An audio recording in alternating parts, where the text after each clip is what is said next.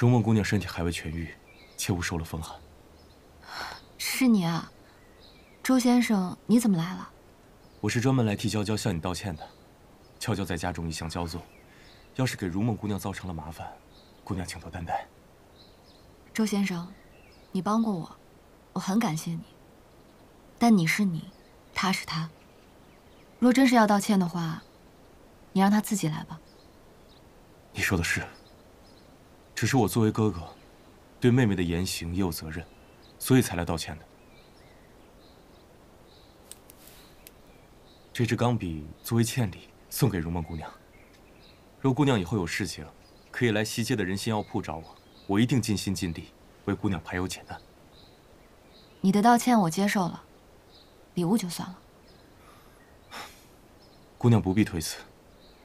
实不相瞒，自从上次匆匆一见，我便与如梦姑娘一见如故。难道如梦姑娘没有把我当作朋友吗？是朋友，那周先生以后叫我如梦便是。你还我子辰便可。快走，快点！别磨蹭，跟上，快点，快点！给我老实点！好，这是怎么了？跟上！突厥还是这般我行我素，这青天白日的，在大庭广众下就敢抓捕流民，万一被好事的记者看到，又该说督军欺凌弱小，专断蛮横了。少爷，过来！少爷，你没有证据就乱抓人，你简直欺人太甚！姑娘，你没事吧？怎么是他？如梦，你认识他？他之前帮过我。竟敢顶撞督军，我看你是活腻了！程副官，快住手！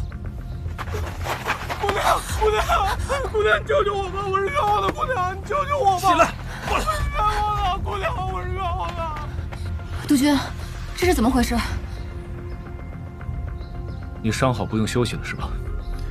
督军，不要责怪如梦，刚才是我拉着她聊天的。哦，你来我府里，就是为了找我的丫鬟聊天？我是来提醒你，娇娇是你的未婚妻，再怎么样好生劝导便是。大帅看见娇娇哭了一夜，心疼的不行，发了好大一通火。督军不去看一眼吗？不必了，没空。知道督军日理万机，原来就是在忙着抽这些可怜人的鞭子。我做事情，什么时候需要你来过问了？可你这样鞭打他们，殴打流民，有没有考虑过他们的父母？够了！收起你的虚伪的圣母心。程明，是，把他们都关起来。走。好点，好，好，快点，快点，跟上。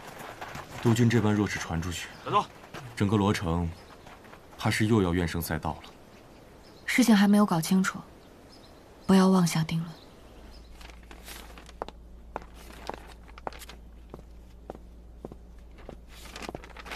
督军，我给你做了点宵夜。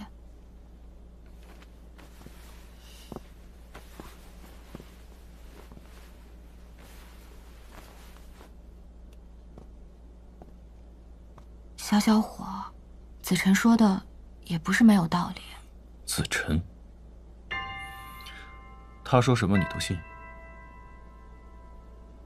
正是因为不信，所以才来问你的。我还真不知道，你什么时候跟他这么亲近？